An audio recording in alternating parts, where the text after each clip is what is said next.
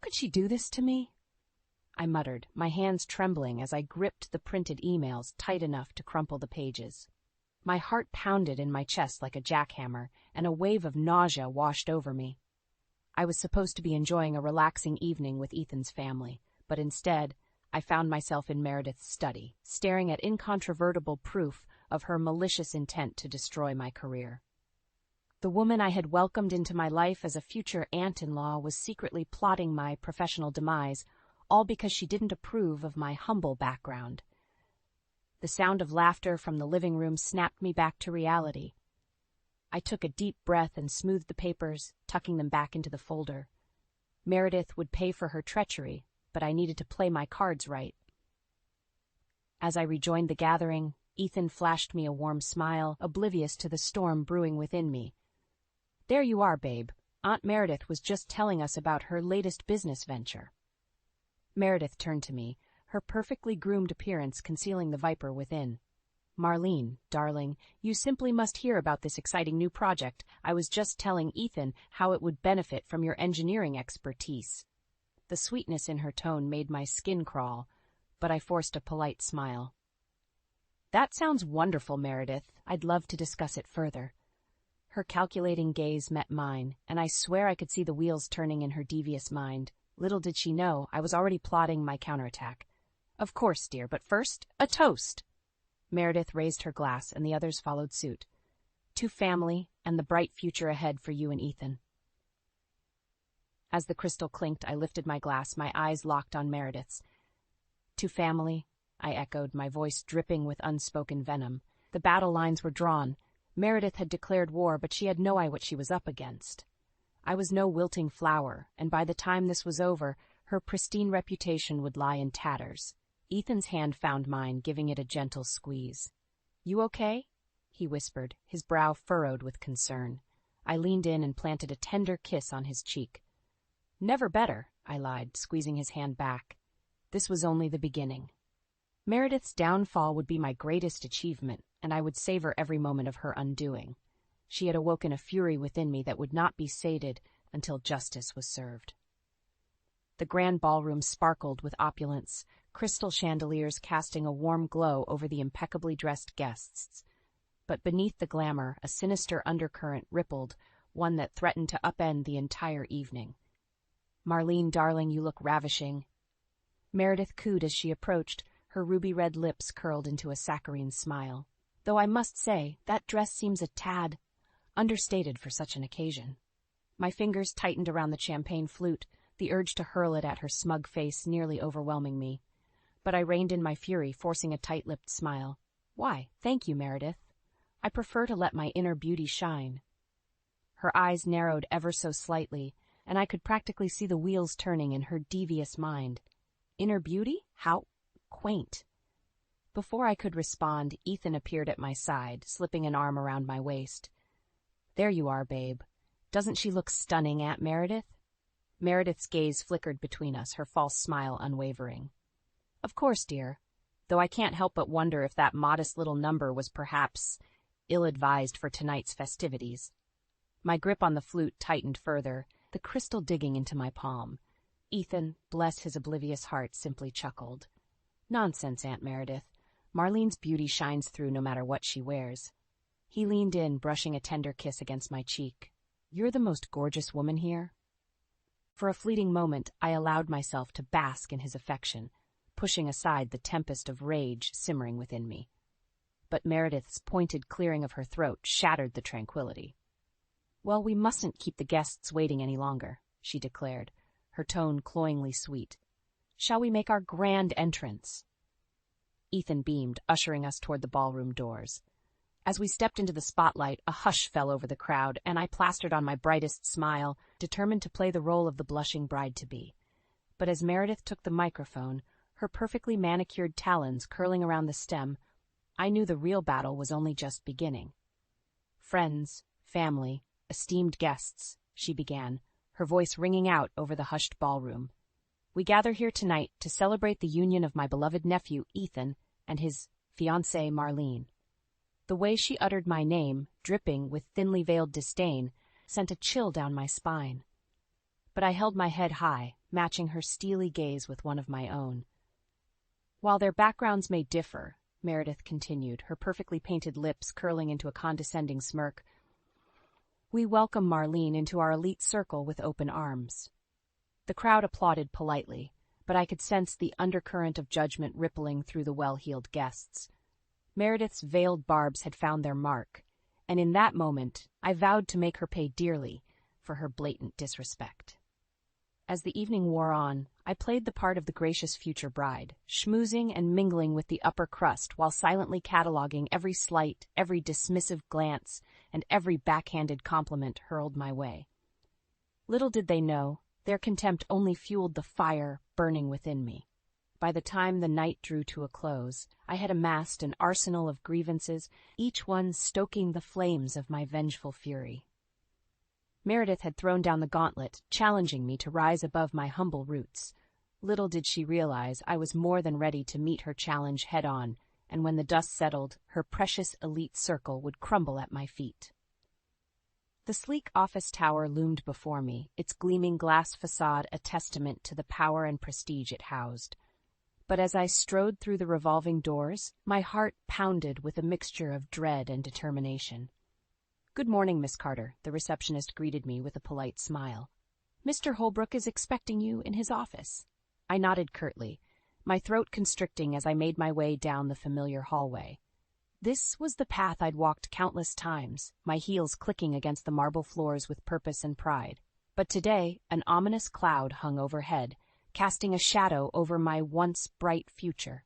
Steeling myself, I rapped my knuckles against the imposing oak door. "Come in." The gruff command echoed through the wood, and I took a steadying breath before entering.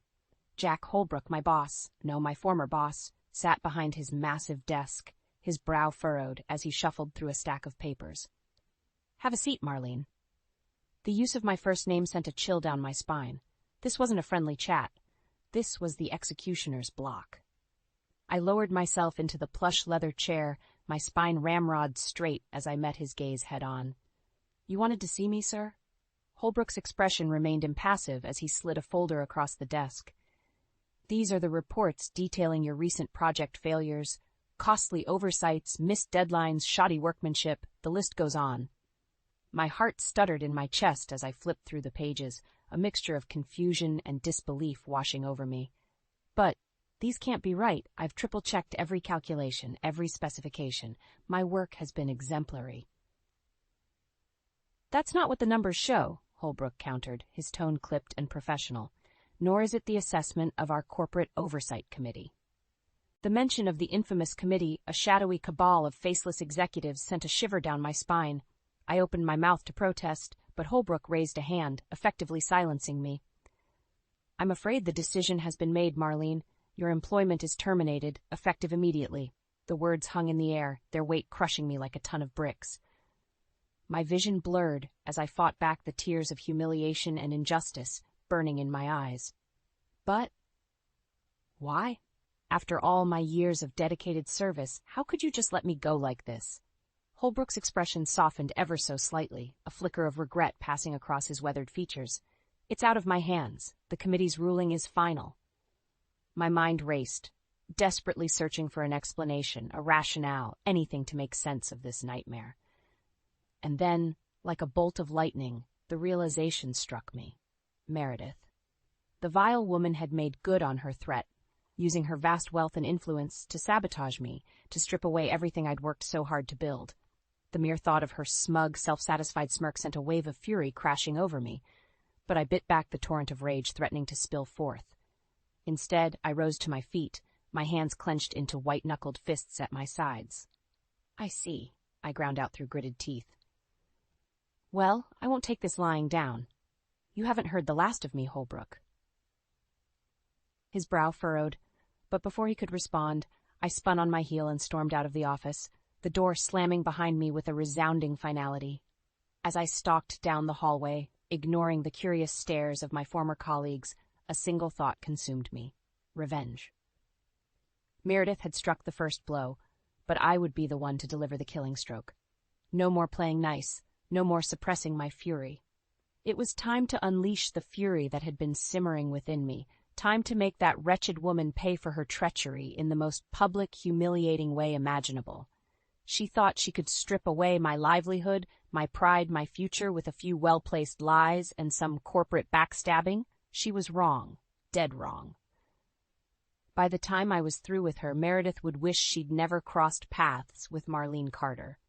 Her world was about to come crashing down around her, and I would savor every agonizing second of her downfall. The dimly lit bar was a far cry from the glittering social circles I'd grown accustomed to, but as I nursed my whiskey sour, I found solace in the anonymity it provided. No judging stares, no thinly veiled insults, just the comforting hum of like-minded souls seeking refuge from the world beyond these weathered walls. Marlene Carter? The gruff voice snapped me from my reverie, and I turned to find a ruggedly handsome man regarding me with a mixture of curiosity and wariness. His steel-gray eyes betrayed a lifetime of hardship, but there was a fierceness about him that commanded respect. "Do I know you?" I countered, my fingers tightening around my glass. The man slid onto the bar stool beside me, signaling the bartender for a drink of his own. "Name's Jack Morgan. I used to be Meredith Vanderbilt's business partner, before that snake in the grass stabbed me in the back." My breath caught in my throat as realization dawned. Here was a kindred spirit, another victim of Meredith's ruthless machinations. "So you're familiar with her special brand of treachery, then?" I stated, raising my glass in a sardonic toast. Jack snorted derisively, accepting the tumbler of whiskey the bartender slid his way. "That's putting it mildly. That woman would sell her own grandmother if there was a profit to be made." A humorless chuckle escaped my lips. "Believe me, I know exactly what you mean." I paused, studying him intently. "What did she do to you?" Jack's jaw tightened, his knuckles whitening around his glass as he drained half its contents in one gulp. "We had a lucrative real estate venture in the works. High-end condos, prime location, the whole 9 yards. But right before closing, that snake pulled the rug out from under me."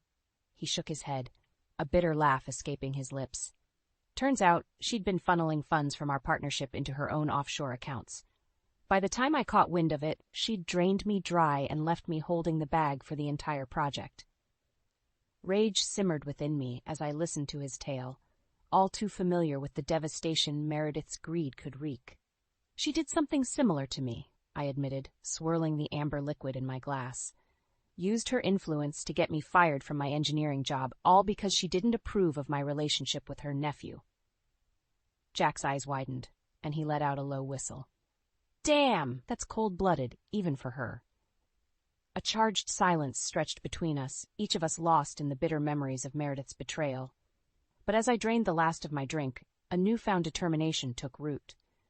"You know, Jack, I think it's time we taught that witch a lesson she'll never forget." His brows shot up, curiosity flickering across his weathered features. "You got a plan, sweetheart?" The corners of my lips curled into a predatory grin. "As a matter of fact, I do, but we'll need to gather a few more contributors to the cause." Understanding dawned in Jack's eyes, and he nodded slowly, a matching grin spreading across his rugged face. "Name the time and place, darlin'. I'll be there with bells on." As I slid off the bar stool, Jack fell into step beside me. A silent pact forged between us. Meredith Vanderbilt's reckoning was nigh. Over the next few days, I scoured every corner of the city, seeking out those who had fallen victim to her insatiable greed and callous disregard for anyone outside her elite circle. One by one, they emerged from the shadows, united in their thirst for retribution. By week's end, a veritable army had assembled, a motley crew of the downtrodden and disenfranchised, all bearing the scars of Meredith's betrayal.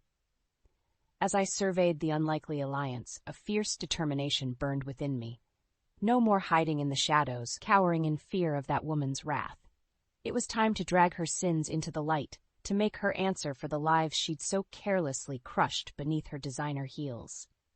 Meredith Vanderbilt's reign of terror was about to come to a brutal, humiliating end, and I would be the one to deliver the killing blow, once and for all. The dank basement reeked of mold and stale cigarette smoke, but it was the perfect clandestine hideaway to plot our next move against Meredith. As my ragtag crew of co-conspirators trickled in, a hush fell over the dimly lit space. "All right, listen up," I barked, my voice carrying an edge that commanded attention. "We're here to bring that snake, Meredith Vanderbilt, to her knees, once and for all." A chorus of murmurs and nods rippled through the group, their expressions hardened with shared determination. Jack Morgan stepped forward, his steely gaze sweeping over the assembly. "We've all felt the sting of her treachery," he growled, "but talk is cheap. We need hard evidence to nail her haughty ass to the wall." "He's right," chimed in a wiry man I'd come to know as Paul Jennings. "That woman's got more lawyers than sense. Without proof, she'll just bury us." A tense silence hung in the air, the weight of Paul's words sinking in. But just as doubt began to creep in, a soft voice piped up from the back of the room. "I might be able to help with that." All eyes turned toward the speaker, a mousy young woman with a wariness etched into her delicate features. Emily, if my memory served me correctly. "You've got something on Meredith?" I pressed, leaning forward with rapt interest. Emily's gaze dropped to the floor, her fingers twisting anxiously in her lap. "I used to be her personal assistant," she began, her voice little more than a whisper. "I saw things, heard things I shouldn't have." Jack arched a skeptical brow. "You got proof to back that up, kid?" Rather than responding, Emily reached into her tattered purse and extracted a battered manila folder. My heart skipped a beat as she laid it on the table before us, the damning contents spilling out onto the scarred wooden surface. "Phone recordings," she murmured, gesturing to the neatly labeled cassette tapes. "Financial statements, offshore account details, everything you'd need to bury that witch once and for all." A reverent hush blanketed the room as we digested the treasure trove before us. This was it, the smoking gun we needed to bring Meredith's empire crumbling down around her. "How did you get this?" I breathed, my fingers trembling as I rifled through the meticulous documentation. Emily's haunted gaze met mine, a shadow passing over her delicate features. "Let's just say, I paid a heavy price." The implication hung heavy in the stale air, a silent acknowledgement of the sacrifices we'd all endured at Meredith's merciless hands. But as I studied the damning evidence laid out before me, a newfound determination took root. "Not anymore," I stated, my voice low but laced with steel. "This is our chance to make that monster answer for her crimes, once and for all." A chorus of grim nods and murmurs of assent rippled through the group. Jack slammed his calloused hand down on the table, his expression set in a grim mask of resolve. "So, what's the play, boss? How do we take this bitch down for good?" My lips curved into a predatory grin, a feral glint in my eye. "We hit her where it hurts most, her precious reputation." As the details of my meticulously crafted plan unfurled, a palpable sense of anticipation crackled in the air. This was more than just revenge. It was justice, long overdue. Meredith Vanderbilt had reigned over her ivory tower for far too long, lording her wealth and status over those she deemed inferior. But her reign of terror was about to come to a brutal, humiliating end. By the time we were through with her, that smug, self-satisfied sneer would be wiped from her perfectly Botoxed face for good. She would know the sting of public shame, the bitter taste of karmic retribution. And as for me, I would savor every agonizing second of her downfall, reveling in the sweet nectar of hard-won vengeance. After all, the best revenge is that which is served piping hot straight from the ashes of a life in ruins. The grand ballroom shimmered with opulence, crystal chandeliers casting a warm glow over the impeccably dressed guests. But beneath the veneer of wealth and status, a storm was brewing, a reckoning that would shake the very foundations of Meredith Vanderbilt's gilded empire. As I slipped through the crowd, a flute of champagne in hand, my gaze settled on the woman of the hour. Meredith held court at the center of the room, resplendent in a designer gown that likely cost more than most people's annual salaries. Her perfectly coiffed blonde tresses and immaculate makeup did little to conceal the avarice simmering behind her icy blue eyes. "Marlene, darling," she trilled, that saccharine smile plastered across her expertly Botoxed features. "So good of you to join us." I forced a tight-lipped smile, nodding in greeting as I sidled up beside her. "Wouldn't miss it for the world, Meredith. After all, it's not every day one gets to bask in the radiance of New York's elite." So her tinkling laugh grated on my nerves like nails on a chalkboard, but I schooled my features into a mask of polite amusement. Little did she know, the game was already afoot. As the evening progressed, I kept a watchful eye on my co-conspirators, scattered strategically throughout the ballroom. Jack Morgan caught my gaze from across the room, giving me the slightest of nods, a silent signal that all was in readiness. My heart thrummed with anticipation as I awaited the appointed hour, sipping my champagne and exchanging pleasantries with the well-heeled guests. But when the grand clock chimed midnight, a hush fell over the revelry. It was time. Clearing my throat, I tapped my glass with a fork, the ringing sound cutting through the silence like a knife. All eyes swiveled in my direction, curiosity and disdain warring on the faces of Meredith's elite circle. "If I could have everyone's attention, please," I began, my voice ringing out with a confidence I didn't truly feel. "There's something you all need to see." With a subtle nod, the lights dimmed and a massive projection screen flickered to life behind me. Gasps and murmurs rippled through the crowd as the first image appeared, a candid shot of Meredith, cold hard cash spilling from her perfectly manicured hands. "What is the meaning of this?" she sputtered, her perfectly sculpted features contorting with outrage. I merely arched a brow, turning to face the screen as the incriminating evidence began to unspool in vivid detail. Bank statements, offshore accounts, footage of backdoor dealings, a veritable treasure trove of Meredith's misdeeds, laid bare for all to see. With each damning revelation, the ballroom descended deeper into chaos. Shouts and accusations rang out, punctuated by Meredith's increasingly shrill denials. But the pièce de résistance was yet to come. As the final audio recording crackled to life, a deathly hush blanketed the room. Meredith's own voice, smug and condescending, filled the cavernous space. "And once that little nobody is out of the picture, the company will be ours for the taking. Just a few more well-placed lies, and she'll be finished." The color drained from Meredith's face as the recording played on, detailing her insidious plot to systematically dismantle my career, my life, all for the sake of greed and status. Silence reigned in the wake of the final damning words. All eyes turned toward the disgraced socialite, her perfectly sculpted facade crumbling before our very eyes. In that moment, I relished the look of abject horror etched into her features. The mighty Meredith Vanderbilt, brought low by the very transgressions that had once elevated her to the pinnacles of power. As the whispers and murmurs swelled, I stepped forward, drawing myself to my full height. "The game is up, Meredith," I declared, my voice ringing out over the chaos. "Your reign of terror ends tonight."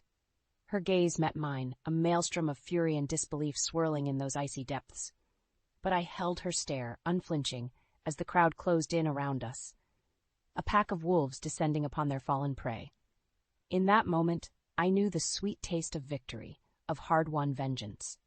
Meredith's world was crumbling around her, and I would savor every agonizing second of her descent into disgrace. This was more than just retribution. It was justice, long overdue. And as the once mighty Meredith Vanderbilt was led away in shame, I couldn't help but let a triumphant smile spread across my lips. The Queen was dead. Long live the new reign. The air hung thick with tension in the wake of Meredith's very public undoing. As the disgraced socialite was led away by security, her perfectly coiffed veneer in shambles, a deafening silence blanketed the ballroom. I stood rooted in place, my chest heaving with a mixture of triumph and disbelief. For so long I had dreamed of this moment. The day when Meredith Vanderbilt's reign of terror would finally come crashing down around her. And now, it was a reality. Slowly, the stunned guests began to stir, whispers and murmurs rippling through the crowd like the first tremors of an approaching storm. All eyes turned toward Ethan and his family, their expressions ranging from shock to outright horror. Ethan's mother, Evelyn, was the first to break the silence, her trembling voice cutting through the tension like a knife. "Ethan," she stammered, her perfectly made-up features ashen. "Did you know about this?" Ethan could only shake his head mutely, his eyes wide and haunted as the weight of his aunt's betrayal settled over him like a shroud. "Of course he didn't," I interjected, stepping forward to stand at his side. "Meredith's lies and manipulation have poisoned this family for far too long." Evelyn's gaze snapped to me, a flicker of anger burning behind her eyes. "And I suppose you're the innocent party in all this?" I met her accusatory glare head-on, unwavering. "I'm the one who exposed the truth that your precious Meredith has been bleeding this family dry for years." A hushed gasp rippled through the crowd, and I could see the horror dawning on Evelyn's face as the realization set in. Her carefully curated world was crumbling, the cracks in the foundation laid bare for all to see. Ethan's father, Richard, stepped forward, his expression thunderous. "How dare you come into our home and make such slanderous accusations?" His anger rolled off him in waves, but I held my ground, emboldened by the knowledge that I held the moral high ground. "It's not slander if it's the truth," I countered, my voice ringing out over the stunned silence. "Everything you saw tonight came straight from Meredith's own mouth, her own bank accounts." As if on cue, Jack Morgan emerged from the crowd, the damning evidence clutched in his weathered hands. "We've got the receipts, pal," he growled, tossing the files onto the nearest table with a resounding thud. "Your aunt's been running a game on you for years, and you were too blind to see it." Richard's face contorted with rage, his fists clenching at his sides. But before he could unleash his fury, Ethan's voice cut through the tension, soft but laced with steel. "Enough." All eyes turned toward him, drawn by the quiet authority in that single word. Ethan's shoulders were squared, his jaw set in a grim line as he surveyed the scene before him. "For too long, I've stood by and let this family's toxic behavior poison everything it touches," he stated, his gaze sweeping over the assembled guests. "Well, no more." He turned to me then, his eyes brimming with a cocktail of emotions, shame, regret, but also a newfound sense of resolve. "Marlene, you were right all along," he murmured, taking my hand in his. "I was blind to the truth, but you risked everything to open my eyes." A hushed silence fell over the room as Ethan drew me into a fierce embrace, his lips brushing against my temple in a tender gesture. "Thank you," he whispered, his voice thick with emotion. "Thank you for setting me free." In that moment, the weight of everything we'd endured seemed to lift from my shoulders. The battles had been fought, the war won, and in the end, our love had emerged victorious. As I returned Ethan's embrace, I caught a glimpse of Meredith over his shoulder. Her immaculate facade was shattered, her perfectly sculpted features twisted into a mask of impotent rage. Our eyes met, and in that fleeting moment, I saw the bitter truth laid bare. She had lost her power, her wealth, her stranglehold over this family. And as the security guards hauled her away, I couldn't help but savor the sweet taste of her comeuppance. The mighty Meredith Vanderbilt had fallen, and from her ashes, a new beginning would rise, one built on truth, love, and the unbreakable bonds of family forged by fire. This was more than just revenge. It was deliverance, a chance to shed the toxic legacy of the past and embrace a future untainted by greed and deceit. And as Ethan's family slowly began to rally around us, their eyes filled with newfound clarity, I knew that our greatest victory lay not in Meredith's downfall, but in the healing that would follow in its wake. The weight of Meredith's treachery had finally been lifted, but the path forward was still shrouded in uncertainty. As Ethan and I stood side by side, surveying the wreckage of his once pristine family empire, a heavy silence hung in the air. "What happens now?" Ethan's voice was little more than a whisper, laced with a mixture of relief and trepidation. I turned to face him, my hand finding his in a reassuring squeeze. "Now we pick up the pieces and build something better, something stronger than anything Meredith could have ever imagined." A flicker of hope kindled in his eyes, and he nodded slowly, his grip tightening around my fingers. "You're right," he murmured. "We can't undo the past, but we can forge a new path, one free from her toxic influence." A soft cough interrupted our moment, and we turned to find Ethan's father, Richard, regarding us with a guarded expression. "Son," he began, his voice thick with emotion, "I owe you both an apology." Ethan stiffened beside me, but I gave his hand a gentle squeeze, silently urging him to hear his father out. Richard's gaze dropped to the floor, shame etching deep lines into his weathered features. "For too long, I turned a blind eye to Meredith's machinations. I allowed her greed and ambition to poison this family, all in the name of preserving our legacy."